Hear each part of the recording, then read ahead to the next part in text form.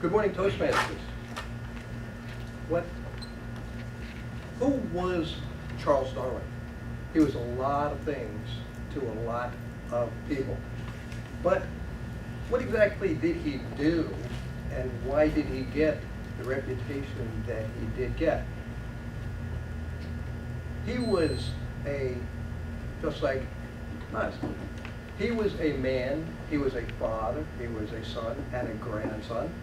He was a family man. But how did he become known as the father of evolution? Now, what exactly is evolution anyway? Evolution is the simple change that organisms take on when they generate from generation to generation. Things change over time. Very simple concept. But at the time that Darwin lived, this was very profound to think that this could happen in any way other than the accepted view. Today we're free to think differently than we were then. Charles Darwin observed nature, and what he saw was that under domestication, we as man were modifying plants and animals to our own liking in a very short amount of time. And yet we were able to take animals and breed particular characteristics ourselves, manually. What he wanted to know was, well, given the amount of time that Charles Lyell, a geologist, the amount of time that the Earth has been around, what kind of changes could have come about? The problem is, and I don't want to go into the science of it, but the point of it is that this was a very profound idea. And how did it impact his life? He was, as I said, a family man. He was married to a very staunch Unitarian woman, a Christian, who had a very different belief system than he did. Now, there was a movie recently, you might have heard about it, Creation. It's about Charles Darwin's life. I personally don't know why they called it Creation. It sounds more like a more provocative title than even the movie shows it to be. They might have done that because the movie Origin of the Species is a sophomoric adolescent movie about how guys use the origin of the species to get girls. The title had already been used. I bought it for 99 cents on eBay to see what it was. But it tried to explain the actual movie, not the adolescent movie, but the actual movie about Charles Darwin, tried to explain who he was, didn't go into the science. But what it did show is that he had a grandfather and a family that taught him, although he was raised in ministry, he had questions, and his family taught him to ask questions. Don't accept something. If you have a question, ask the question. And what he found was that he wasn't getting the answers that he wanted.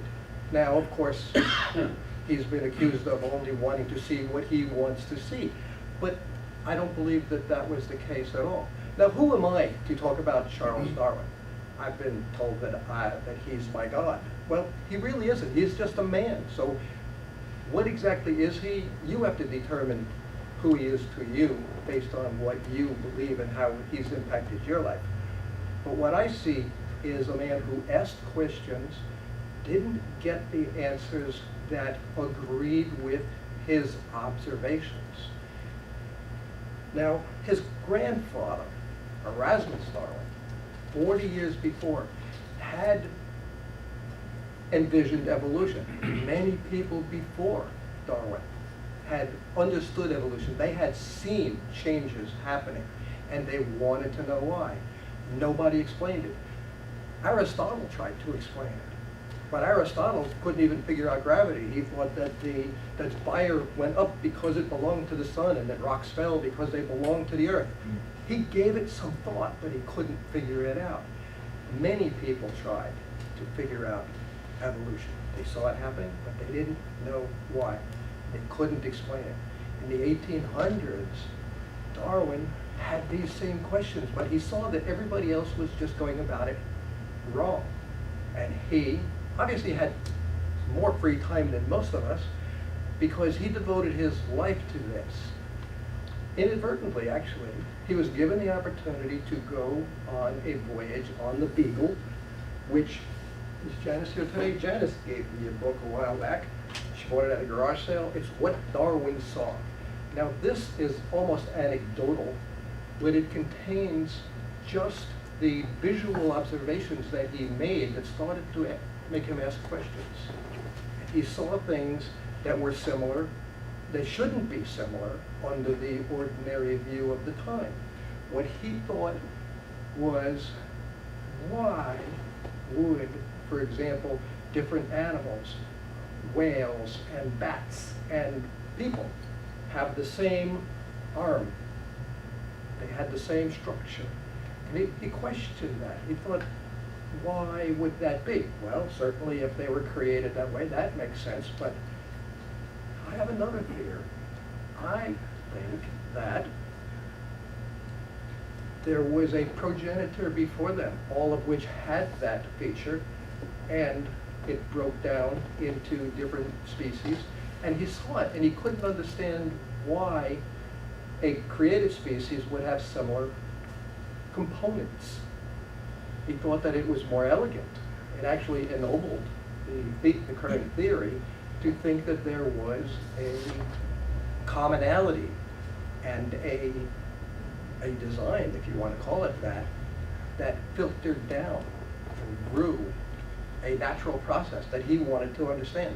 So he went on this voyage for about 5 years, which is covered in this book, just what he observed. And then he also looked at what other people studied. Gregor Mendel. Are you familiar with Gregor Mendel? Probably from high school. He was very meticulous, but he never really tried to understand how it happened, but he did see the math. And that's probably what you remember, those truth tables with brown and blue eyes. And if you have brown-eyed parents and blue-eyed parents, you have to say yes, no. It got very complex in your biology classes. He was a machinist almost. He was very mechanical in his designs. But Darwin wanted to go deeper and say, well, why? How does that happen? Charles Darwin, supposedly the father of evolution, it was his grandfather, Erasmus, who had said, there's something, he called it a filament. Something transfers this information from one organism to another. And Charles Darwin started to question this. You can get more information. It took over 100 years to get to the genome. This is a very good book here, The Autobiography of a Species, in 23 chapters, one for each chromosome. It took 100 years to find out that his grandfather was right. But how did this affect him? Charles Darwin was married to Emma, and this is actually my kind of woman, really, because she had a very strict view that diametrically opposed his. Now, I asked before, who am I to talk about Charles Darwin? Well, I find that speaking about this to people who have a different view helps me to have a more critical perspective on something. That has helped me a lot. I have what I call, some of my friends, I call them Christian consultants, because they help me kind of iron out the details. We have found that there's a great deal of common ground that's not well accepted, even today, 150 years later. Charles Darwin, 150 years ago, went up against a very entrenched establishment to even bring this subject up. I don't think we can really understand what it was like, but imagine living with Emma. She constantly told him that this was a battle you cannot win. You're in a battle with God. You cannot win it. And he said, they were very prolific journalists, so there's a lot of this is established in his journals, assuming his journals were written truthfully. And he felt that his ethics were towards his science. he had an ethical obligation to not suppress knowledge simply because it wasn't going to be accepted. And if he hadn't reported what he saw, somebody else would have done it, which is why he published the book. He had a very good friend in his priest. He was very good friends with his priest. And this questioning process strained that relationship to the point where his priest, well, they became estranged because his priest could not answer the question and gave up in frustration. His other friend, you can see one on each shoulder here, his other friend was Thomas Huxley, who was constantly battling with the church, and Charles Darwin was discovering the evidence that he needed to go after the church and show them, no, your rules, your dogma is wrong. So Charles Darwin is stuck in the middle. What did he believe? Well, he did believe that something started this process, and he was simply trying to explain how it happened from that point on. And an example I like to use is, if I were to tell you that I was going to give you $1 today, but I don't have it, but I'll give you twice as much every day until I get it. If it takes me 2 weeks to give you that money, I'd have to give you $15,000. If it took me a month, I'd have to give you over $2 billion, doubling it every day. If I doubled it every day. But that doesn't explain where I got the dollar. Where did I get the first dollar? The math still works, even if I don't have a dollar. The math still works. Under the theories that Charles Darwin devised, his explanations work, and he said the whole history of the world, although at a length quite incomprehensible by us, will hereafter be recognized as a mere fragment of time compared with the ages that have elapsed since the first creature was created. So he does admit that I'm not explaining where life came from.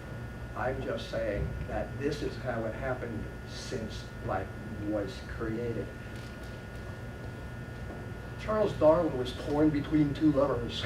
He was torn between the church, and he was torn between his friends pushing him to publish his book. He could not report what he saw.